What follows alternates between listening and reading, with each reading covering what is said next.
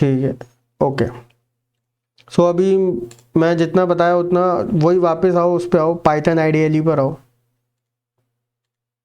Hello, ठीक है।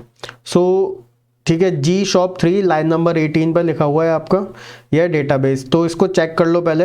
अभी तक देखो हमने ये जो स्क्रिप्ट है इसको एग्जीक्यूट नहीं करा है अपने सिस्टम में, नहीं करा है ना? कराया आपने?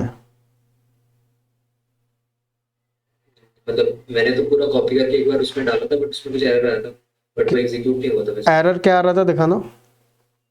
इसमें नहीं डाला था मैंने, तो वो दूसरे वाले अच्छा जो ठीक है। ब्लैक वाला। सो माई एसक्यूएल सर्वर ओपन करो। अभी देखो, अभी लॉजिक क्या कहता है कि जो भी हम डेटाबेस में हम डेटा स्टोर करेंगे वो डेटाबेस हमारा गिफ्ट शॉप मैनेजमेंट सिस्टम का होना चाहिए। सो क्या वो डेटाबेस ऑलरेडी एग्जिस्ट करता है हमारे माई एसक्यूएल सर्वर में? सो चेक कर लो, शो डेटाबेसेस कमांड डालो। ठीक है, इतना सब आप टीचर को बोल दोगे तो वो वैसे ही हाँ कह देगी, पूरे मार्क्स दे देंगे। Show databases semicolon. अब देखो यहाँ पे गिफ्ट जी शॉप 3 करके कोई भी डेटाबेस नहीं है, तो इसका मतलब है हमारी जो पाइथन स्क्रिप्ट है उसको हम अब एग्जीक्यूट करेंगे तो हमारा जो डेटाबेस है वो इस माई एसक्यूएल सर्वर में क्रिएट हो जाएगा। उसके अंदर टेबल्स भी क्रिएट हो जाएंगी, और जितना ज़्यादा हम हमारे पाइथन की स्क्रिप्ट को यूज़ करेंगे उतना ज़्यादा हम डेटा एंटर कर पाएंगे। ठीक है, अब पाइथन आईडीएलई स्क्रिप्ट पर आओ। ठीक है, अब F5 दबाओ। फंक्शन के साथ उसके बिना। हाँ, F5 फंक्शन के साथ लैपटॉप पर हो ना? नहीं तो रन वाला जो ऑप्शन है ना, देखो ये रन जो आ रहा है, रन लिखा हुआ, हाँ रन मॉड्यूल। अच्छा, माई एसक्यूएल इंस्टॉल नहीं है इसमें, तो एक काम करो, अब देखो माई एसक्यूएल एक ही लाइब्रेरी यूज़ कर रहे हैं हम इसमें, है ना? स्क्रिप्ट पर आओ, सबसे टॉप पे आओ। अब देखो इसमें एक ही लाइब्रेरी हम यूज़ कर रहे हैं, माई एसक्यूएल डॉट कनेक्टर। सो वो कैसे इंस्टॉल्ड होगी? ठीक है, 3 चीज़ें चाहिए होंगी, Python IDLE, my SQL server 2 हैं आपके पास, तीसरी चीज़ है माई एसक्यूएल डॉट कनेक्टर। इसको इंस्टॉल करने के लिए सीएमडी ओपन करो। ठीक है, यहाँ पे लिखो पिप pip space install space my SQL dot connector.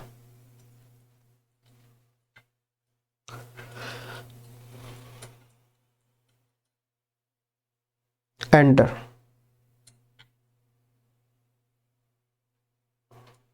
अब ये हो जाएगा, 10-15 सेकंड में इंस्टॉल हो जाएगा।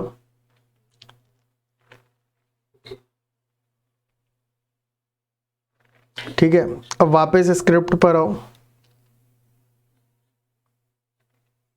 अब वापस से एग्जीक्यूट करो इसको।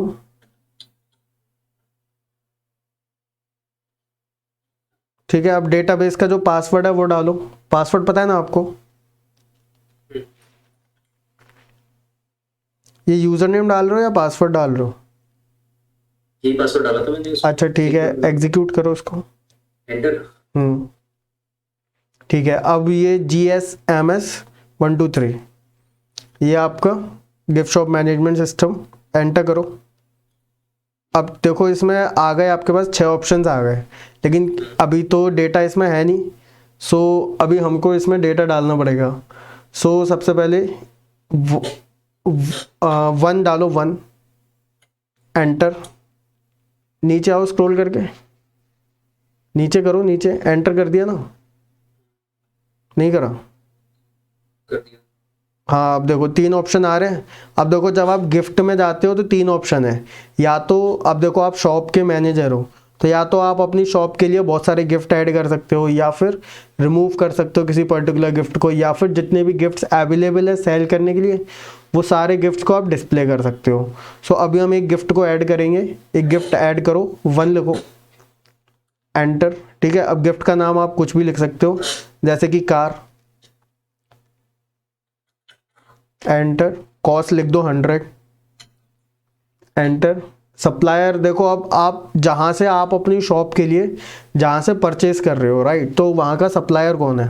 सो रोहित इंडस्ट्रीज़ लिख सकते हो आप, जो भी सप्लायर होते हैं लिख दो रोहित इंडस्ट्रीज़। जो भी XYZ कोई भी नेम लिख सकते हो, फॉर एग्जाम्पल गिफ्ट ID 1, ठीक है। अब देखो, अब ये आपने एक गिफ्ट ऐड कर दिया। ऐसी अगर आपको वापस से ऐड गिफ्ट, रिमूव गिफ्ट या डिस्प्ले गिफ्ट पे आना है तो गिफ्ट मेन्यू 1, नहीं तो जो मेन मेन्यू है हमारा 6 ऑप्शन वाला उसके लिए 2, तो वापस से गिफ्ट मेन्यू पे आओ 1। अब 3 दबाओ, 3 डिस्प्ले गिफ्ट।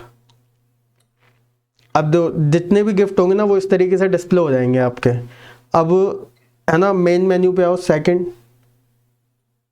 ये पूरा डेटा सेव रहेगा। अब आप इसको क्लोज भी कर दोगे ना, इस स्क्रिप्ट को, कंप्यूटर को ऑफ कर दोगे और कल सुबह उठोगे तो ये पूरा डेटा आपके MySQL सर्वर में सेव्ड रहेगा, और वापस से जब आप पासवर्ड वगैरह डाल के ओपन करोगे तो वापस से यूज़ कर पाओगे। उसको क्लीन करना होगा, नया डेटाबेस बनाना होगा। नया डेटाबेस बनाना हो तो मतलब आपको डिलीट करना है ना, डिलीट करने का ऑप्शन तो मैंने दे ही रखे हैं सारे, तो पूरा जो भी रो आप चाहो आप डिलीट कर सकते हो। अब जैसे दिखा दूंगा डिलीट करने वाला भी। अब जैसे सेकंड वाला टास्क देखो, add worker, remove worker, display worker, वो भी कुछ इसी तरीके से ही है, ठीक है। और यहाँ पे ऐसे ही अब आपको देखना है कि कौन से, किसके अंदर कौन से ऑप्शन है, ठीक है। सो जैसे कि स्क्रिप्ट पे आओ, वापस नीचे स्क्रॉल करो। अब देखो स्क्रॉल करो नीचे, हाँ अब देखो ये गिफ्ट वाला है। सो यहाँ पर आपको दिख रहे हैं 4 इनपुट वाले दिख रहे हैं, 4 इनपुट। इनसे आप समझ जाओगे कि वहाँ पे क्या क्या डेटा डालना है, ठीक है। Add gift, remove gift, display gift, choice 1 के लिए ऐड गिफ्ट, तो मतलब गिफ्ट का नेम, गिफ्ट की कॉस्ट, गिफ्ट का सप्लायर, गिफ्ट की ID, ठीक है। अब नीचे स्क्रॉल करो। अब देखो नीचे स्क्रॉल करने पर डिलीट गिफ्ट का है कोड, ऊपर ऊपर ऊपर, ठीक है। नीचे स्क्रॉल करने पर डिलीट गिफ्ट का है। तो डिलीट गिफ्ट करने के लिए हमको सिर्फ गिफ्ट की ID लेनी है, लाइन नंबर 83 पर, ठीक है। गिफ्ट की ID हमने डाल दी, वो गिफ्ट डिलीट हो जाएगा। अब ऐसे ही डिस्प्ले करने के लिए तो वो तो SQL की क्वेरी लगी हुई है, नीचे करो और नीचे। ये तो अभी गिफ्ट मेन्यू हुआ है। अब आ गया वर्कर, तो ऐड वर्कर करना है, तो वर्कर का नेम, वर्कर का फ़ोन नंबर, क्या वर्क करते हैं वो, जैसे कि अकाउंटेंट है, मैनेजर है, या फिर क्लीनर है, XYZ, ठीक है। कुछ भी डाल सकते हैं, सैलरी और किस डेट को ज्वाइन किया था। तो ये 5 डेटा जाएगा ऐड वर्कर में, समझ गए। ये 5 डेटा ऐड वर्कर में जाएगा। अब नीचे करो और अब रिमूव वर्कर देखो, रिमूव वर्कर ऊपर करो।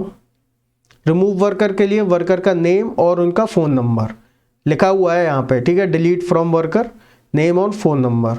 और सेलेक्ट करने के लिए पूरा वर्कर डिस्प्ले करना है तो सेलेक्ट स्टाफ फ्रॉम वर्कर, नीचे आओ। ऐसे ही वर्कर के बाद सैलरी वाला, ठीक है। वर्कर की सैलरी देने के लिए वर्कर का name, phone number, account, month, कौन से मंथ की है, और सैलरी और कितने वर्किंग डेज है। ऑटोमेटिकली पूरी सैलरी कैलकुलेट हो जाएगी, ठीक है। NS क्या है ये? हाँ, ये NS मतलब कहाँ है लिखा है NS? अरे ये वेरिएबल है जिसके अंदर नेट सम टोट कैलकुलेट हो जाएगा, नेट सैलरी कैलकुलेट हो जाएगी इसमें। डिवाइडेड बाय 31 है ना, टोटल वर्किंग डेज उसके अकॉर्डिंग, ठीक है। और ऐसे ही अब कोई नया ऑर्डर आया, सपोज करो कोई शॉप पर पर्सन आया है, तो उसके लिए, ठीक है, वहाँ पे उसको सारे गिफ्ट ऑर्डर शो कर दिए जाएंगे। वो सेलेक्ट करता रहेगा गिफ्ट की ID, ठीक है। और जैसे ही कंप्लीट हो जाएगा वो 0 एंटर कर देगा। और नीचे करो उसका, फिर बायर का हम क्या डेट है, बायर का नेम, बायर का फ़ोन नंबर, उसकी सारी गिफ्ट ID वो हम ले लेंगे। पूरा सम कैलकुलेट हो जाएगा, ठीक है। और उसको डिस्प्ले कर देंगे, ठीक है। नीचे करो। हाँ अभी मैं दिखा दूंगा गिफ्ट वाला यूज़ करके, ऑर्डर वाला।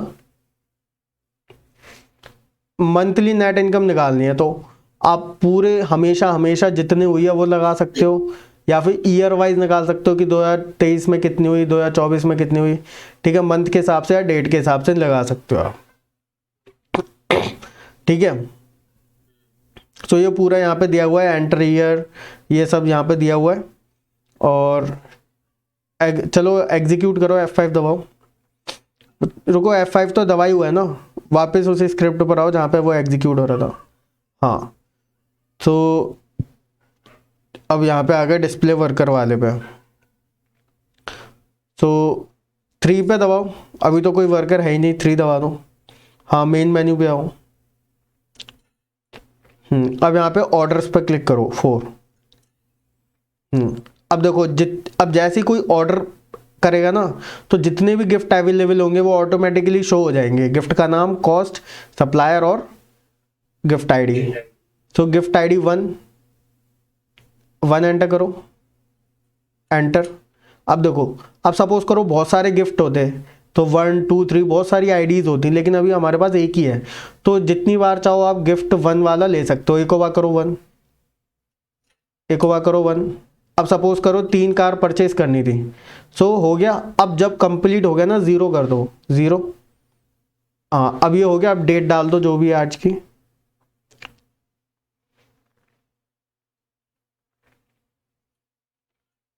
बायर नेम डाल दो,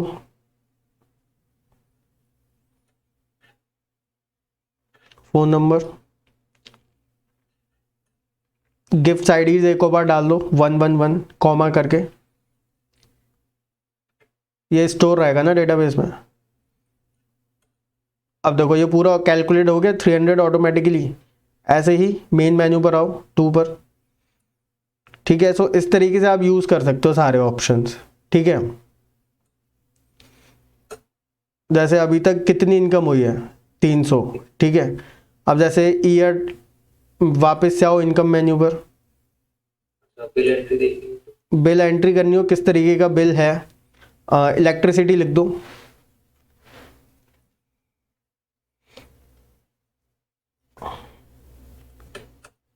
कॉस्ट लिख दो 1000। डेट डाल दो, किस डेट को सबमिट करा है, फिल करा है।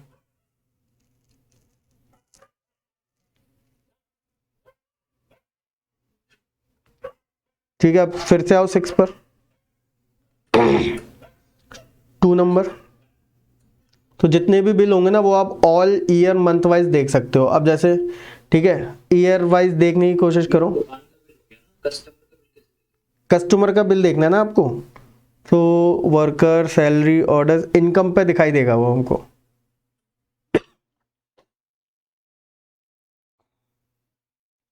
कस्टमर का बिल देखने का ऑप्शन नहीं है अभी इसमें, पर आप पूरे इनकम देख सकते हो। ठीक है, जैसे कि डेट वाला देखो, डेट वाला, वापस से इनकम मेन्यू पर आओ, 4 डालो, 4।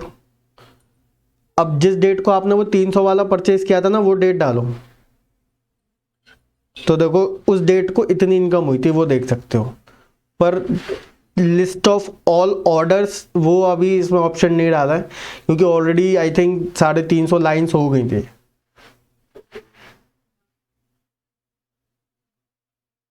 है ना।